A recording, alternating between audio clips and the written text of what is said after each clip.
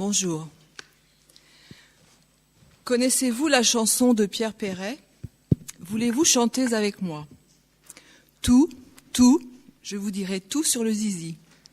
Les petits, les gros, les durs, les mous. Ça ne sera hélas pas possible de tout vous dire. Mesdames, avez-vous remarqué que votre partenaire sexuel s'intéresse beaucoup à votre jouissance ? Peut-être pour se rassurer sur sa puissance virile. La puissance virile, écrit Lowenstein, est l'expression de la faculté de l'homme à accomplir l'acte sexuel. Il veut toujours savoir comment vous avez joui, avec quelle intensité, et puis surtout la question sous-jacente, est-il le meilleur, le seul, l'unique à vous faire cet effet ? La jouissance et son témoignage comptent. Lacan appelle cela l'idéal de jouissance. Vous comprendrez alors l'embarras de certains hommes lorsqu'ils sont confrontés aux troubles sexuels masculins, que ce soit l'impuissance, l'éjaculation précoce ou tardive. Car même si la libération sexuelle est passée par chez nous, les symptômes sont toujours là et viennent témoigner de l'éternel malaise à être un homme ou une femme civilisé et de jouir. Lorsque j'ai cherché des entrées sur éjaculation précoce dans nos divers dictionnaires psychanalytiques, quelle ne fut pas ma surprise de n'en trouver aucune, sauf chez Lacan. Lacan en parle dans le séminaire 14, où il écrit que l'on ferait mieux d'appeler ça détumescence précoce. Il écrit « D'une jouissance qui est devant quoi le sujet se refuse, voire le sujet se dérobe, pour autant précisément que cette jouissance, comme telle, est trop cohérente avec cette dimension de la castration perçue dans l'acte sexuel comme menace. Il n'y a pas d'entrée non plus pour détumescence, et ça serait bien qu'il y en ait, car c'est un terme que Lacan utilise souvent. La fonction de la détumescence n'est là que pour son utilisation subjective, autrement dit, pour rappeler la limite dite du principe de plaisir. C'est-à-dire que si la jouissance est au centre de la satisfaction sexuelle, la fonction de la détumescence dans la décharge des tensions pulsionnelles impose une limite. L'entrée tant recherchée se cachait donc sous le terme d'impuissance chez Freud et chez Lacan. Au départ, ma besace était bien maigre, mais de fil en aiguille, comme on dit, j'accumulais textes, livres en grande quantité. Messieurs les premiers psychanalystes avaient bien sûr sérieusement planché sur le sujet. Que du beau monde ! Mais avant tout, allons faire un tour du côté de nos amis les bêtes. Lacan, en 1968, écrit « Tout homme est un animal, sauf à ce qu'il se nomme ». Et il écrit ce qu'il se nomme, N''H-O-2-M-E. Au dernier colloque, je vous ai dit que les animaux pratiquaient la masturbation. Qu'en est-il pour le reste ? Sont-ils des bêtes au lit, des bêtes de sexe, comme on dit ? Souffrent-ils aussi de débandade ou font-ils bêtement la chose ? J'ai donc lu Le comportement sexuel chez l'homme et l'animal de Ford et Beach. C'est dans ce genre de livre que l'on apprend qu'il y a parfois un os dans le pénis du chien ou du chat. Par exemple, pour faciliter la pénétration qui ne va pas de soi finalement. On peut alors dire « Oh, le beau nonos !» Et il y a parfois un os pour l'homme, mais symbolique celui-ci. Donc le pénis humain se distingue des autres pénis mammaliens par l'absence de baculum, l'os pénien qui sert à ériger certains pénis d'animaux et qui certainement a donné des idées aux chirurgiens qui bricolent les pénis humains. L'animal n'est pas capable, paraît-il, de fiasco. Et il paraît, comme le raconte Jacques-André, que Jean Laplanche disait que le fiasco est l'honneur de l'homme. Il cite aussi Baudelaire. La brute seule bande bien, et la foutrerie est le lyrisme du peuple. Chez nos amis les bêtes, l'agressivité est nécessaire, ainsi que la rapidité de l'acte. Et ce n'est pas toujours une partie de plaisir. Première réflexion. Est-ce que l'homme, tel un animal lambda, est pris de vitesse pour mieux perpétuer l'espèce ? Une deuxième réflexion. Dans nos sociétés où il n'y a pas si longtemps encore, le plaisir de la femme n'était pas bien vu, il valait mieux faire vite et pas la peine de s'enquiquiner à attendre sa partenaire. Monsieur faisait seul sa petite affaire et madame subissait. Donc, chez certains, Monsieur Pénis défaille. Soit avant, en latin on dit ante porta. N'est-ce pas plus élégant? Soit trop vite, soit trop mou, soit trop long, sans saccade, sans liquide, le petit chose n'en fait qu'à sa tête.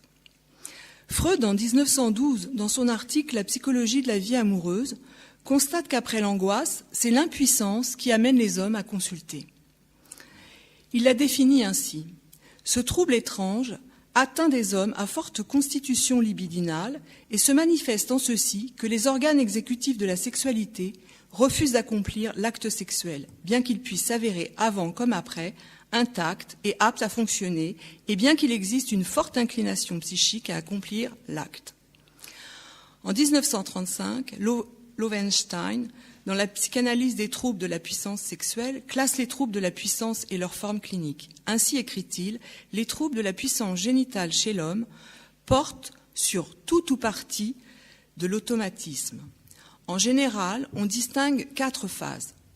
L'appétit génital, l'érection, l'éjaculation, l'orgasme. Il écrit « Le traitement par la psychanalyse des troubles névrotiques de la puissance ne fut pas au début entrepris délibérément. C'est en psychanalysant des névrosés, tels que des obsédés, qui présentaient en même temps des troubles de la puissance génitale, que fut découvert par Freud et ensuite par Ferenczi l'action thérapeutique de la psychanalyse sur les troubles de la puissance. » Freud parle dès 1905 de la pathogénie des impuissances dans ses 3 essais sur la sexualité et Ferenczi lui consacre un article en 1908. C'est à partir de l'évolution génitale de l'enfant qu'on comprend mieux ce qui se passe. Pour l'enfant mâle, l'interdiction de la masturbation et les menaces qui l'accompagnent mettent fin à cette période d'évolution sexuelle. Dans certains cas pathologiques, le complexe d'Oedipe et le complexe de castration peuvent être des points de départ de troubles névrotiques de la puissance virile, et ceci dans 3 directions. L'abandon du complexe d'Oedipe est incomplet, l'homme reste fixé aux situations affectives oedipiennes. La peur de la castration laisse une telle empreinte sur le sujet que toute manifestation génitale ultérieure est perturbée. 3. La pulsion sexuelle peut se rabattre, régresser sur des phases de son évolution primitive et réveille les manifestations sexuelles prégénitales à caractère sadomasochiste, anal ou excrémentiel. Dans les troubles de l'éjaculation, nous retrouvons donc des forces inhibitrices comme la honte, le sentiment d'infériorité, de culpabilité, de crainte, de dégoût des organes génitaux et du corps féminin, hostilité envers la femme, homosexualité latente, peur de la castration. Freud, toujours en 1912, écrit que ce qui pose problème dans l'impuissance psychique, c'est que le courant tendre, courant le plus ancien correspondant au choix infantile primaire, il se forme sur la pulsion d'autoconservation et se dirige sur les personnes de la famille qui donnent la tendresse à caractère érotique. Freud écrit même que l'enfant est un jouet érotique. Et le courant sensuel, qui arrive avec la puberté et qui ne méconnaît plus ses buts et investit aussi les objets du choix infantile. Mais la barrière de l'inceste l'oriente alors sur des objets étrangers. Les 2 courants ne se sont donc pas rejoints en un seul comme ils auraient dû. Dans 3 essais sur la sexualité, Freud écrit aussi qu'avant tout, l'homme est en quête de l'image mnésique de sa mère. Quand les courants tendres et sensuels n'ont pas convergé, la vie amoureuse de l'homme reste clivée. Freud écrit « Là où ils aiment, ils ne désirent pas, et là où ils désirent, ils ne peuvent aimer. » L'impuissance psychique survient lorsque, dans l'objet choisi pour éviter l'inceste, un trait, souvent peu voyant, rappelle l'objet à éviter. L'homme utilise un moyen de protection comme le rabaissement psychique de l'objet sexuel. C'est donc la maman ou la putain. En 1917, Abraham écrit que malgré les travaux sur le sujet, la constitution du trouble n'est pas élucidée. Il propose sa lecture à partir des associations libres de ses patients. Petit 1. Il constate la ressemblance de l'émission de sperme non saccadé avec la miction. Petit 2. Nous savons quel plaisir peut accompagner le fait d'uriner. Donc, il constate une érogénéité marquée de l'urètre. Mais uriner se fait volontairement et consciemment, et l'éjaculation se produit à l'insu de la volonté consciente de l'individu. On peut noter chez ces personnes un apprentissage difficile de la propreté, une énurésie tardive, le plaisir à uriner sous les yeux des autres. L'éjaculation précoce est une source de déplaisir. Sentiment d'insuffisance et peur nerveuse l'accompagnent. Leur libido manque d'activité virile. Pour certains, le gland pénien est peu excitable. Pour d'autres, c'est l'exact contraire. Je vous le cite. Abraham. La sexualité de ces hommes a de ce fait perdu son caractère proprement masculin. Ils divisent en deux groupes ces névrosés. Premier groupe. Un groupe qui fait de leur mollesse, de leur absence d'énergie, de leur passivité, paraissent peu virils. Ils ont une résistance très marquée quant aux performances masculines. Cette répulsion à se mouvoir amène un patient à lui confier que s'il paye une prostituée, il ne voulait pas en plus à avoir à fournir un effort. Un second groupe où les hommes sont fébriles, hyperactifs, toujours pressés, ceci pour fuir leur résistance inconsciente. Pour eux, le coït est un devoir pénible dont il faut se débarrasser au plus vite. La passivité, manifestation réactionnelle, apparaît en lieu et place des pulsions sadiques violentes trop prononcées. Abraham, grâce aux rêves amenés par ses patients, trouve une autre position à côté des positions dites non viriles passives ou précipitées actives. C'est la position offensive, cruelle vis-à-vis de la femme. Ces hommes s'imaginent tuer la femme par le coït. Leur arme est leur pénis. La modification réactionnelle tend à rendre le pénis non dangereux, d'où flaccidité et éjaculation précoce. L'origine des résistances inconscientes est le narcissisme, non pas comme une régression complète de la libido à ce stade infantile, mais par des tendances narcissiques refoulées. Le but sexuel inconscient de l'éjaculation précoce est de mouiller la femme par une éjaculation précoce, comme petit, il mouillait sa mère de son urine. Abraham écrit que l'éjaculateur précoce voudrait non pas aimer, mais seulement être aimé. Dans ce but, son inconscient tente de récupérer les chemins de la petite enfance. Quant à Stekel, en 1950, dans son ouvrage « L'homme impuissant », n'hésite pas à contredire ceux qu'il nomme les psychanalystes orthodoxes, tels Freud, Tosca et Abraham, dont il reconnaît qu'on lui doit les plus grands travaux sur l'éjaculation précoce. Il n'est pas d'accord avec l'avis selon lequel l'éjaculation précoce provienne d'une faiblesse innée, d'une neurasthénie profonde ou des suites de la masturbation. Il affirme qu'Abraham se trompe, que ses affirmations ont des bases peu solides et ne répondent pas à ce que lui a constaté dans ses expériences. Il relate plusieurs observations qui d'ailleurs ne correspondent pas toujours à des cas d'éjaculation précoce et termine en écrivant que les facultés sexuelles ne dépendent que de l'objet sexuel. Je le cite. « Il y a un tropisme érotique qui est le déterminant de la puissance de cette faculté et que l'éjaculation précoce est un « je ne veux pas » ou un « rien ne me tente », qui sont des facteurs de l'impératif psychique et catégorique de l'homme. Stekel écrit « Nous pouvons affirmer qu'en réalité, la thérapeutique de l'éjaculation précoce est unique. L'amour. Amor omnia vincit. L'amour triomphe de tout. » Avant de conclure, je voulais vous donner des nouvelles de Louis XIII et de sa Guillerie. Vous vous souvenez quelles excitations infantiles et connaissances sexuelles précoces il a dû endurer. Eh bien, figurez-vous que sa nuit de noces, en 1615, il avait alors 15 ans. Si l'on en croit son médecin Héroard et la reine-mère, c'est bien passé. Il est noté qu'il l'a fait 2 fois et avait le gland rouge. Mais si l'on en croit d'autres sources, cette nuit fut un vrai traumatisme.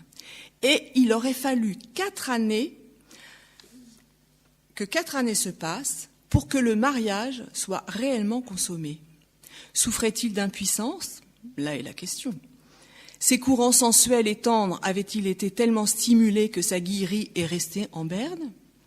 En tout cas, il n'était pas pressé.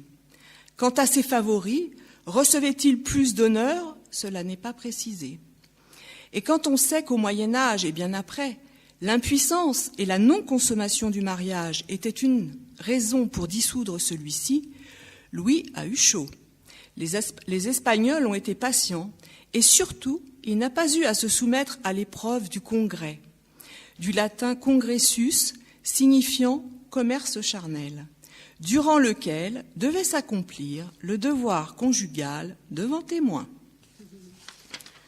Pour conclure, nous pouvons dire que certes, l'amour peut être très efficace, mais nous ne pouvons pas compter avec lui à tous les coups. Et les situations sont quand même bien plus complexes que j'aime, j'aime pas, surtout quand les deux courants sont disjoints. Comme vous avez pu le voir, les premiers psychanalystes n'étaient pas tous d'accord, et encore, je n'ai pas pu tous les citer. Ce que montre la clinique, c'est que le symptôme demande du temps pour se dénouer, et surtout, chaque cas a son articulation personnelle. Et si j'en crois Freud, le courant tendre et le courant sensuel n'ont fusionné que chez un petit nombre d'êtres civilisés. Ce que nous pouvons mettre en perspective avec ce qui se passe dans certaines cités où la femme est rabaissée et traitée de putain dès qu'elle montre une once de féminité et où les mères règnent sur les enfants mâles. La pire des insultes étant « nique ta mère ». Nous pouvons aussi nous interroger sur ce que donne la puissance sexuelle de ces jeunes qui pratiquent le coït lors de tournantes, façon on ne peut plus claire de rabaisser la femme, qui là n'est même plus une putain, mais un objet. Donc, lorsqu'ils se retrouvent seuls au lit avec une femme, qu'est-ce qui se passe? Alors, messieurs, je vous mets à contribution. Que pensez-vous? Est-ce que l'amour à la mode de la maman ou la putain est toujours d'actualité? Et constatez-vous que la deuxième cause de consultation pour l'homme sont les troubles de la puissance sexuelle? Je vous remercie.